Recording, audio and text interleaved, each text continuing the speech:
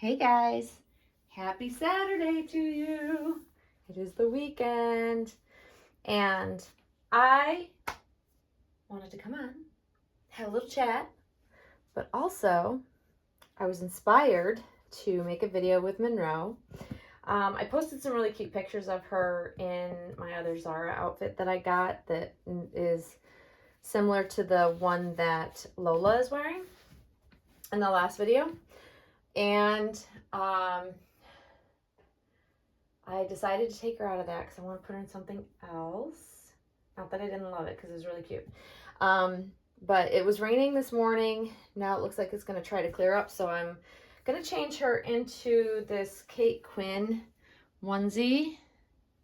And it has a matching hat and booties, and see how this color looks on Monroe.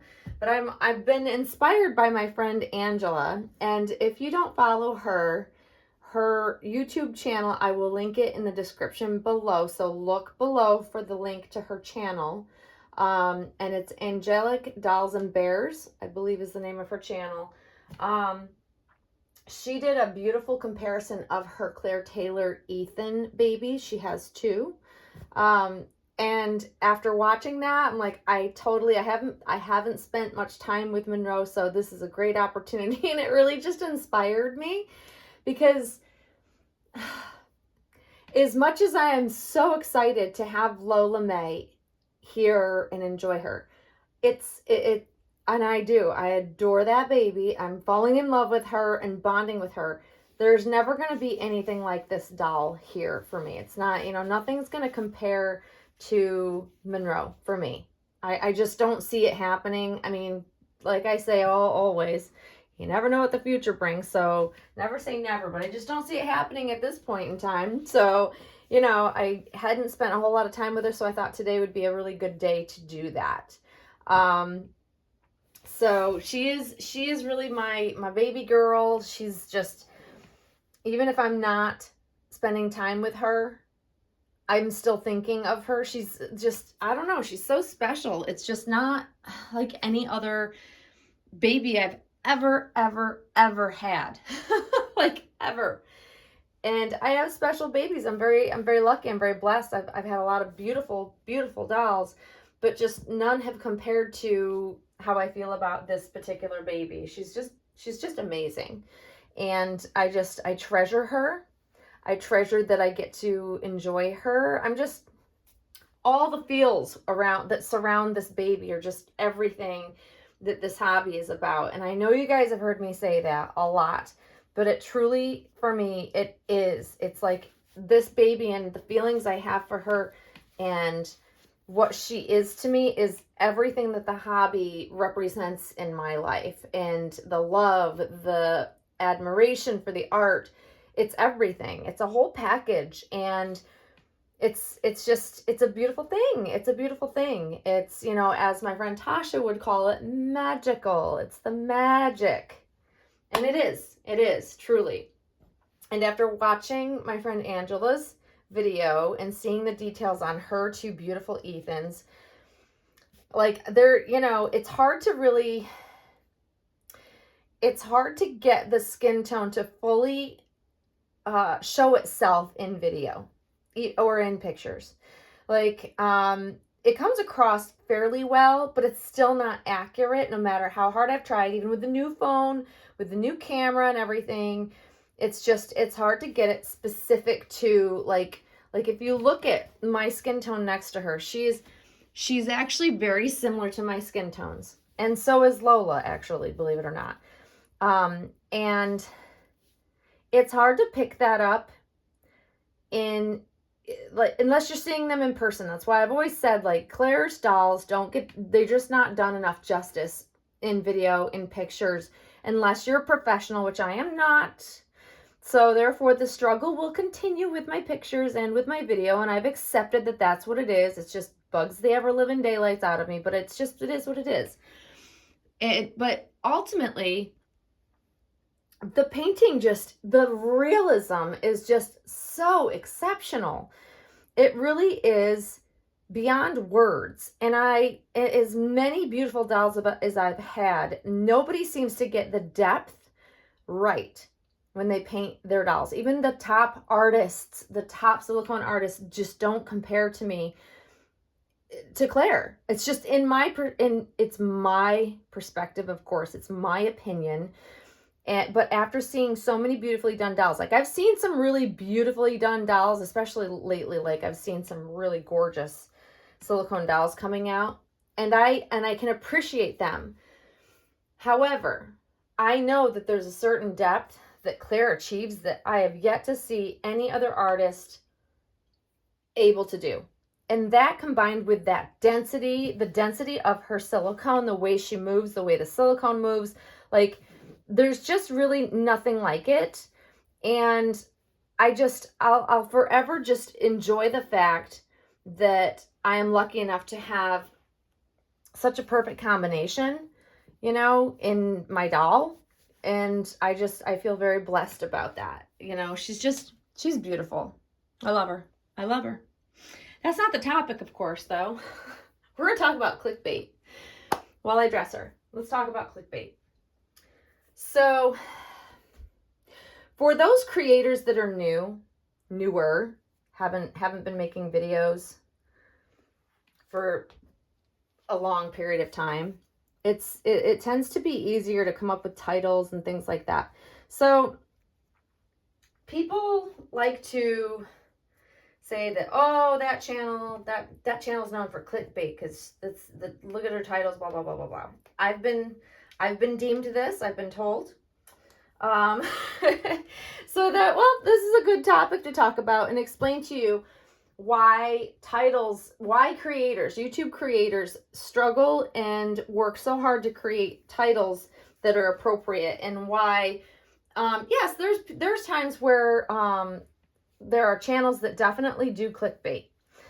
But what I will say to that is that we all try to come up with really great, catchy titles to our videos.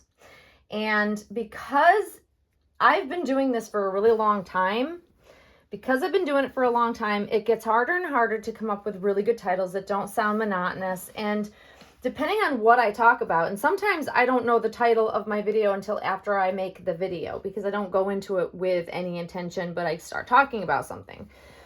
And also, here's the other part to that. Most people watching videos, and I'm saying most because I know it's, you know, we can see the amount of time that the average people spend watching our videos in our, on all of our logistics, so to speak, of our channel. Like, it's all broken down. We can see how many people watch, how many minutes, all of that. So I think part of the issue is when people assume you're clickbaiting or putting a title that is just trying to catch someone's, you know, the idea of what clickbait is. It catches someone's eye so that they click on it and then they start watching it and they're like, that's not what they're talking about, right? That means that you've been lured in, and then the video is not of anything that you're talking about in the title. Okay, that's clickbait. So if you didn't know, now you know. But the thing is, unless you watch the video from beginning to end, you may be missing what the title is actually, where the person, the creator, is talking about the title and what they wanted to discuss, because people don't watch the whole videos. People watch tidbits of videos. It's rare that YouTubers will actually watch every video they click on from start to finish. It's pretty much impossible. I know that that's very rare. But if you're not watching the whole video from start to finish, you may miss what they're talking about in the title. And I know that happens with me, because if people actually did watch my videos from start to finish, and some of them are lengthy, and I know that, you know, you don't have time for that, and that's fine. But don't go telling people, oh, that channel is clickbait. Because unless you watch from beginning to end, most of the time you're going to miss it. And sometimes you don't, because it's very clear. But depending on what you're discussing and for how long you discuss it, you might miss it. So be careful putting it out there and, you know, talking about channels and saying, oh, that's clickbait, because you may be very wrong. And it could be not so great for a YouTuber's reputation, especially if they're trying to build, you know, they're building their subscribers. You know, they want to bring people in. And when you're new, it may happen as well because you're not sure of how to gain subscribers. So you're trying to find catchy ways to, you know, get people interested to click on your videos.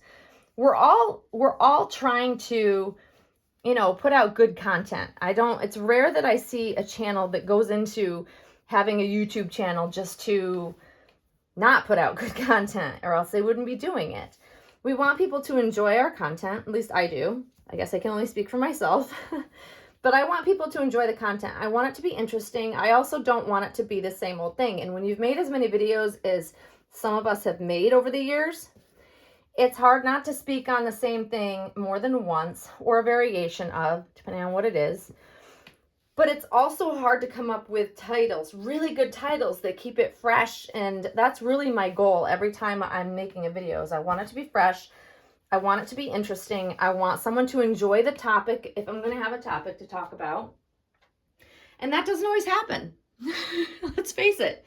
It's hit or miss. And sometimes, you know, this pandemic has changed how many people are viewing videos and what is, you know, catchy to people and what, you know, gets lots of views. It's really hard to tell. It really is. Like, I try not to pay a whole lot of attention to it myself because I don't make videos for money. I don't earn very much on my videos. Whatever I do, it's play money.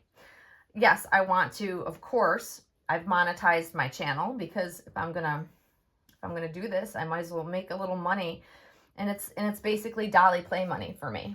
So that's all it is. It's not like I rely on it. So, but it is interesting to me what actually gets views, what doesn't. That's why I mentioned details videos, because I find that any details videos don't tend to get much, you know, that many views, that people aren't watching. So that's why I asked if it's something people are still interested in, because it used to be that those got all the views. And so it's just trying to navigate as the platform changes and people's interests change.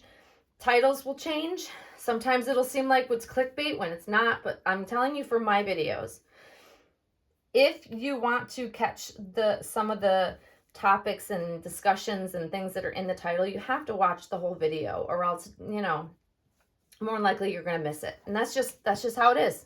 It is what it is, you know? So I think it's funny and ironic because a lot of times the people that do complain about clickbait are the ones doing clickbait themselves. And just like everything else in this community, there's always some sort of whistleblower wanting to call out somebody for something. It's just nature of what it is. Especially if they don't like you. They try to find any way they can to try to label you in a way that is a negative thing. It's sad. It's sad. I certainly don't take the time to watch people's videos that I don't like, so I could care less what someone I don't like is putting in their videos. I don't care. I don't care if they're even talking about me. Don't care. So it's comical to me that people will even click on my videos to even watch a portion of it if they don't like me. It's kind of funny. But anyways, I've got cling wrap.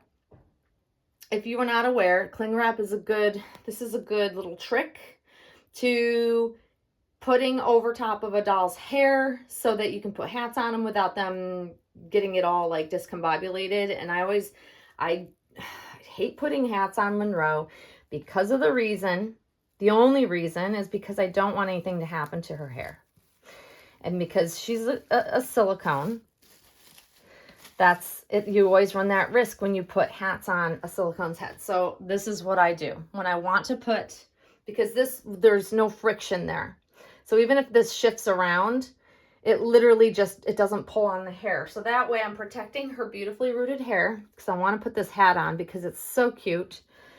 And if I don't have cling wrap, I'm going to stress about damaging her hair. And I don't want to stress about it. So we're going to see how this looks, because it's a newborn. She's got a good size head on her. So my guess is it's going to be not big at all, and I would be right.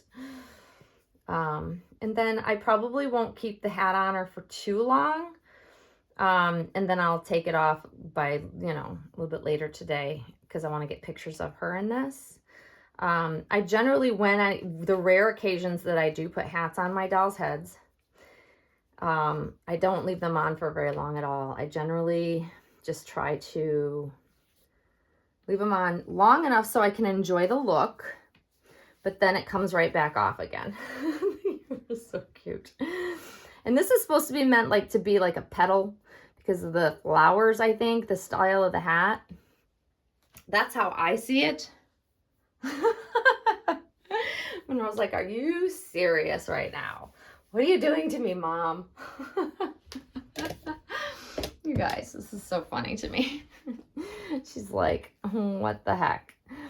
And it's kind of a goofy hat because if you don't get it right, it just doesn't look right. So you got to kind of get it to be like, you know, standing up a little bit, I think. Or not. I don't know. I really just, when I first got Henley, excuse me, I think this was the first outfit I put on Henley. That I shared pictures of Henley, it might have been. Something like that. And it was so cute on her. But it's cute. It's cute. And I like the colors on Monroe. I think that she can sport the colors. Yeah, it's just getting it to lay right is kind of hard because you want it to be perfect. And I don't know. It's like when I first got this, I'm like, how is this supposed to go? Like, really? Yeah. So anyways, and while I'm fussing with this, you know, having the cling wrap underneath, protecting her hair, even if it slides, is really... it's what it's about for me because I just don't want to do anything to damage her hair or pull her hair out. And, you know, she's almost 4 years old. So, you know, the fact that she's still, you know, got a full head of hair speaks volumes once again about Claire Taylor's durability of her babies. Little baby, you're so cute. You're just so cute. You are so adorable. I love this baby so much, you guys. I just do. I just do. She says, hi, guys. What do you think of my outfit for today? I just love her, you guys. She's so cute. You're so cute. And yeah, I just wanted to take some time with her and share her with you guys because I know you guys miss her when I don't share her. And it's just, my little baby. So cute. You are just so cute. I just love everything about her. I know people are bothered by this leg. I even have people still that message me and be like, what's wrong with her leg? Or comment on a video, what's wrong with her leg? It's like, watch the video. I describe exactly why her leg is, where it is. It's the sculpt. And I kick you guys every single time I'm on a video. I'm so sorry. I don't ever intend to. It happens though. So anyways, there it is. There she is. And there's the topic. So if you guys are concerned with clickbait or you hear people talking about it, you know, don't be so quick to judge because when you start making videos, if you do make videos or if you don't make videos, you don't quite understand how difficult it is to come up with good titles sometimes. It really is. The struggle is real. The struggle is real. So anyways, I'm going to stop fussing with her, I guess. I'm going to take some pictures for Instagram. But there you go, guys. There's little Monroe. Hope you enjoyed the topic chat today. I'm hoping the weather gets a little clearer. It's a little foul here still, but the sun's trying to come out, so I'm hoping it'll clear up. But there, and this is a adorable, adorable outfit on her. Glad I chose it. So anyways, have a great start to your weekend, guys, and we will see you all very, very soon. Thanks for watching. Bye-bye.